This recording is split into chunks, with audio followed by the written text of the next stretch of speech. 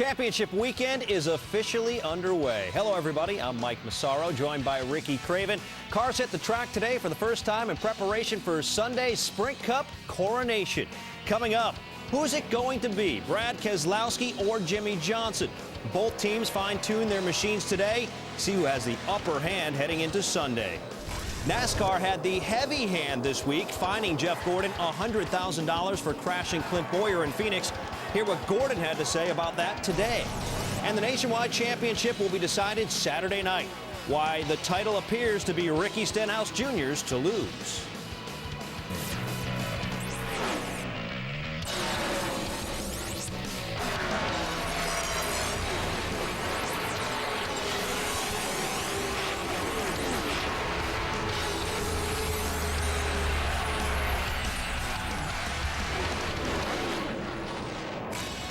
Welcome to NASCAR Now, presented by Wrangler. Action on the track this afternoon. All eyes on the two championship contenders, Brad Keselowski and Jimmie Johnson. And Ricky Craven, what did you see out of them? The point leader, Brad Keselowski, going for comfort, Mike. He wanted to have a comfortable race car. He was preparing for Sunday's race. He's taking the high lane.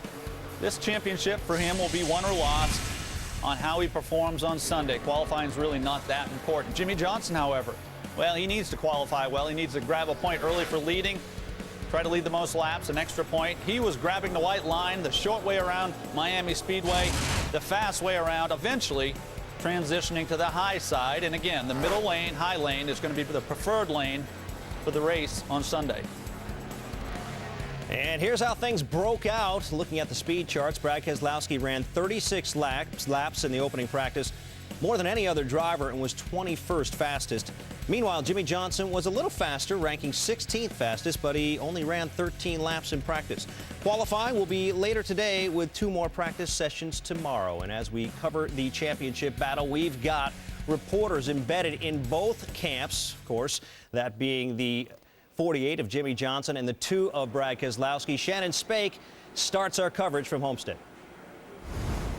Hi, Mike. I spent the afternoon on Tuesday at Penske Racing, and that's really when the preparation for this weekend began for this team. They had their morning meeting, their debrief from Phoenix, their look ahead to Homestead, and the overall theme of that meeting was do what we've done to get us to this point. They know that they're going to have to manage the gambles, and of course gambling and taking risks is something that we've seen that 2 team do plenty of times during this chase. They're willing to adapt. They know the race is organic, and their plan will adjust as the race goes on. Now, as far as the mind games, we've heard Jimmie Johnson trying to get inside the head of Brad Keselowski already this weekend. Brad has acknowledged the motivation behind those comments. He knows what Jimmie Johnson is trying to do. He's remained calm. We saw him on the racetrack today. He was calm during practice session. I did check in with Paul Wolfe after the practice session. They were 21st overall, and he told me that they started off a little bit tight, but they do feel like they got the car where it needs to be towards the end of the practice session. They only ran 1 set of tires. It's something that they've done several times towards the end of this chase. And they have just been working on that setup. They feel like 21st overall. They feel pretty good about where they are. Now, as far as the historical impact of this championship, or a championship for Brad Keselowski, if he wins, obviously it'll be the first for Roger Penske. Brad Keselowski will also be the first driver to win a nationwide and a Cup Series championship. And as far as his crew chief, Paul Wolfe, who was back here moments ago with his team, he will be the first crew chief to win a title in both the nationwide and the Cup Series. For more on the 48, let's go over to Marty. Thanks, Shannon. Certainly, Brad Keselowski not the only person chasing history this weekend. If Johnson were to rally and win the championship, it would be the largest deficit any driver has ever overcome to win a championship, and would certainly be, as we know, his 6th career title. I talked to Jimmie after practice. They unloaded terribly. He was extremely loose. The car would not perform for him, and he was afraid to push the car extremely hard for fear he might wreck it. They came in, he told me they changed shocks, they changed springs. They made wholesale changes to the number 48 crew. They went back out, and as Shannon said with the 2 car, they stayed on the same set of tires for quite some time until there was about 15 minutes left in practice. They went to stickers, and Johnson shot to P4, 4th quick on the chart. He wound up 16th overall, and he did tell me after practice that he hasn't changed any. He still feels the same way, very direct, very methodical, extremely composed. I asked him about his qualifying mindset, and he said very simply, it's the same as always, staying in the throttle, hope it sticks. Now for more, let's go up to Alan Bestwick. Alan?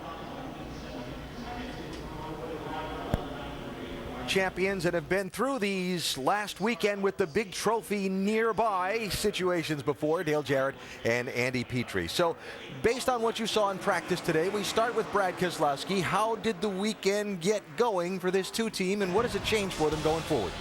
Well, I think that they started off the way that they have every other weekend. I think that so far, it looks pretty normal by what they do. They saw what kind of speed they had in their car, then they worked on race setup and seemed to be pretty happy getting it where they needed it. Yeah, they had a tremendous amount of optimism going into this weekend. I talked to Paul Wolfe. He said they had the best engine they've ever had all year, and they're going for the win. They're not going to go out here and stroke into this championship. They're going to go out there and try. He even told me they might even roll the dice on fuel miles if they could to win. No, they've certainly got a lot of confidence in doing that several times this year. And as far as looking ahead to Sunday for Jimmie Johnson, what you saw today and what you expect Sunday? Well, I didn't see the performance that I expected to see when he rolled off the truck. I thought they would be a little bit better. We've seen them do this before, though. They get out there and maybe not as good as you think. Figure it out by qualifying. I saw it at Texas. They were mid-pack in practice, went out there and sat on the pole, led the most laps, won the race. So I don't know what we're going to see yet out of this 48. I haven't seen much so far. Yeah, very focused as we always see them, but a little bit of concern, I believe, that they didn't have the speed that they were hoping right off the truck. And for Jimmie Johnson, he knows, as he said yesterday in the press conference, I need a gap between where I am and where the two car is. Well, he starts 20 points behind, 20 positions on the racetrack, basically, to where Brad Keselowski is. And Jimmy's in the position where he needs to try and earn maximum points like he's done 2 of the last 3 races by winning. Yeah, it's going to take all of that effort to apply any kind of pressure to the 2 team and see just what they can do there in making a mistake, and hopefully they make a mistake on that fuel mileage you were talking about, maybe. Yeah, I know he said that. I'm not sure we're going to see him actually roll the dice, especially if they're in that position to win the championship. But I do expect to see Jimmie Johnson and Chad Knaus get that car fast enough to be where they need to be to try to put pressure on that 2 team. So Mike and Ricky, summing up what I've heard from our champions here, Dale and Andy, it's kind of business as usual despite the circumstances for Brad Keselowski and for Jimmie Johnson. We'll see how the circumstances play out on Sunday night and who takes that big trophy home from Florida. Thank you, Alan. And one thing about those circumstances, Ricky, the pressure, it's about to ramp up as we get closer to Sunday. We've seen a lot out of Brad Keselowski over the last couple of days. Media day yesterday, practice this afternoon. How do you think he's handled things so far?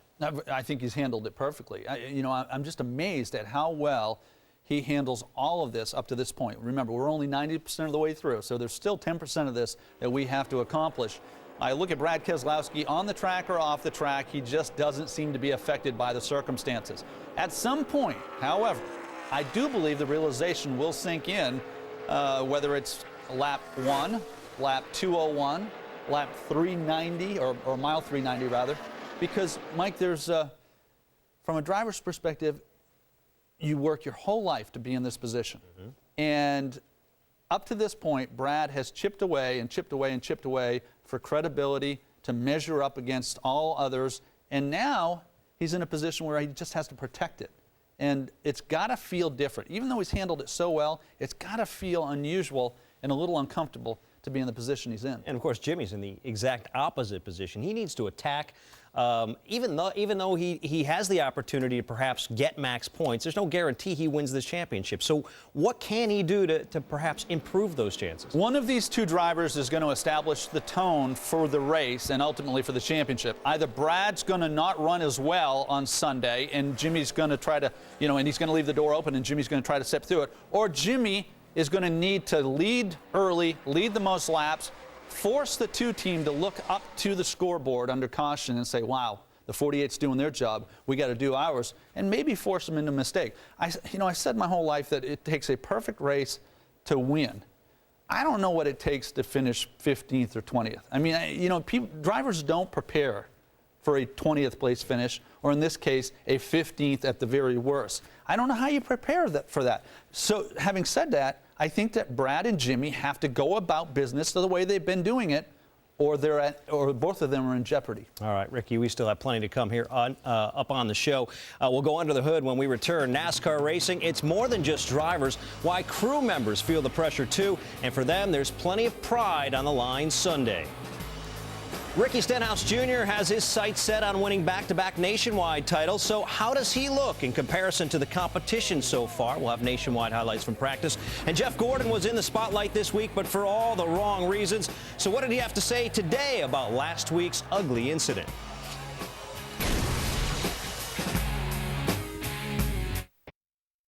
That battle will come to a head Sunday, and we'll give you plenty of insight Sunday morning, 9 o'clock. We'll have reports from both contenders' camps. There's lots of emotion involved in this one, and it's not just limited to the championship battle either. Straight away from catching this 24. He's probably looking for you. I just barely accidentally touched him. You see him down here down low. Do what you got to do to get by him. Don't give him a chance to wreck you. Jeff Gordon, he'll get to the Clint-Bowyer, who collects. Joey Logano, all three cars slap the wall to the outside of turn 4. Oh, conflict. The crews are in it. Now the tempers have boiled over here in Phoenix after late race contact between Jeff Gordon and Clint-Bowyer. And while all of this is going on, oh, by the way, the red flag has come out. If I ever do that, just come down to pit road and punch me right in the face. Over the course of his career, there are a few blemishes on Jeff Gordon's resume. Last week, though, may be one of them. For the first time since receiving a $100,000 fine for intentionally wrecking Clint-Bowyer, Gordon, along with his team owner, Rick Hendrick, addressed the media moments ago. You know, last week, the thing that I regret and the thing that I messed up on is that I allowed my anger and my emotions, you know, to put me in a position to make a bad choice. And, you know, I feel like that, you know, Clint needed to be dealt with, but that wasn't the right way to go about it. Certainly not the right time. And what I hate most about it is that other guys were involved with it, you know, and affected their day. So, you know, I certainly, you know, look back on it and wish I had done things different. And all I can do now is look ahead, you know, and look forward and you know, try to come in here and do the best that I can to, you know, close out the season on a positive note and put this 20th anniversary DuPont Chevrolet into victory lane. What was that? What did you tell him about it? You know, how did you deal with it with him as the owner?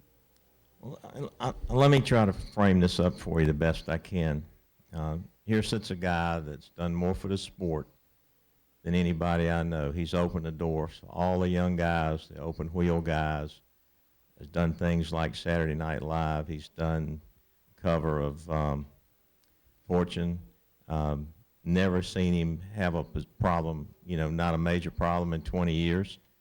And mentored a lot of young guys along the way. And, you know, I think he just said it. You know, his emotions got control on Sunday. But I think you got to go back, and I don't expect anybody in here to really understand this as much as maybe Jeff and I do. But at Martinsville this year, we were going for our 200th win. It was the first time I had my brother's wife there, and the first time Jan Jackson, that represented DuPont, was there since the crash.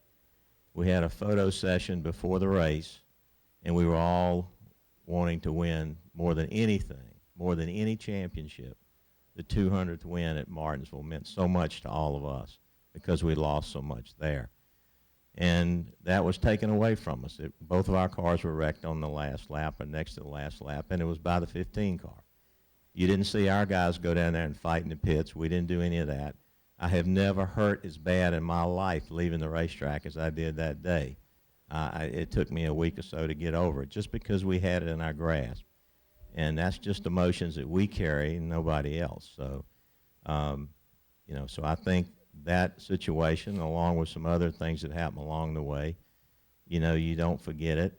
And, you know, what happened. And I agree with Jeff. I like Michael Waltrip. I like Rob Kaufman. I like Richard Petty. I like Clint Bowyer. I like all those guys. If we had it to do over again, you know, could it have been handled a different way? I don't think Jeff intended to wreck him that bad or wreck him at all, move him, let him know he didn't like it, didn't want to get the other cars involved. But you got to go with the emotions that happened at that time, and there's a lot of things that happened along the way. And this guy has as much right to race for 5th or 6th in the points as somebody has to race for 2nd. So I stand behind him, no different than my son got in trouble at school for a bully beating on him, and he took up for himself. So that's the way I feel about it. Wow, some strong comments there, especially from Rick Hendrick. Kind of gives you a little bit different perspective on it. Yeah, it sure does. Here's the bottom line. Whether it's Rick Hendrick or Jeff Gordon, both have made great contributions to the sport. And I said this earlier, Jeff Gordon, if you're using this analogy, Jeff Gordon in his career has made a lot of deposits. He's done a lot of wonderful things for a lot of people, including, you know, hospitals and children that have illnesses and things outside of the racetrack. As it relates to on the racetrack, he's a hard-nosed racer. He's a 4-time champ. And he made a withdrawal last week. And I say that not just the $100,000, but just in his actions.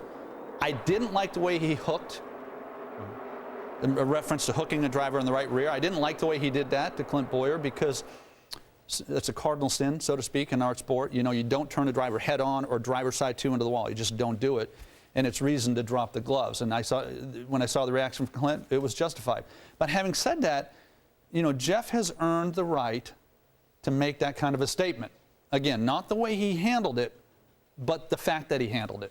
And I really appreciate Rick Hendrick's comments because it does bring a new perspective to things. You know, that this is the reverse of what you saw at Phoenix, right? This is the flip side, and there's always a flip side, always. It's an emotional sport. Yeah. Very emotional, and obviously nobody can understand those emotions more than Rick Hendrick, the way he just explained. Still ahead, desired. There's no denying it exists as much for the crew members as it does for the drivers. Why championship battles could come down to who wants it more on pit road. Ricky Stenhouse Jr. is looking to put his name on the Nationwide Championship trophy for the 2nd straight year. How do you look in practice today?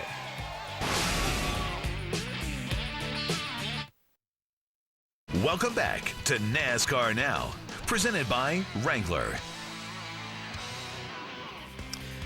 The NASCAR season wraps up this weekend at the Homestead-Miami Speedway. Catch the Truck Series finale tonight, 8 Eastern on Speed. Sunday, the Sprint Cup title will be decided. Coverage starts at 1:30 Eastern on ESPN. But before that, Saturday on ESPN at 4 Eastern, it's the Nationwide Series finale. And those cars were on the track earlier today as well. Big championship drama brewing in South Florida. Elliott Sadler in a car that he feels like he's got some work to do with. Yeah, I don't like the feel of the car at all here. These first 2 runs. I think we've gone too far here for what we've talked about. Sadler wasn't too happy early on, Ricky. No, he's looking for a balance. He knows if he's going to win this championship, he's got to run up front early and often. That's because he trails Ricky Stenhouse Jr. by 20 points. Stenhouse had a pretty solid race car as well. Had a problem with the tire, losing air at one point, and had a very short practice session. It's a frame of mind thing. This young man, Ricky Stenhouse, is in such a great frame of mind. He knows where he's headed next year. That's to the Cup Series. He's going to finish this thing off, win his 2nd title in a row. So Austin Dillon was the fastest among the 3 championship contenders in both practices today, pacing the field in the final practice. Meanwhile, Ricky Stenhouse Jr. was outside the top 10 in both sessions. Last year, Stenhouse finished 2nd at Homestead, while Sadler was 6th. Coming up, to win a championship takes a tremendous amount of heart and motivation. Why the determination of the men on pit road could be a deciding factor. NASCAR Now is presented by Wrangler. Real, comfortable jeans. Comfort Zone is brought to you by Wrangler. Real, comfortable jeans. Jimmie Johnson has been putting on 5-star performances in qualifying during the chase, out-qualifying Brad Keselowski in 6 of the 9 races.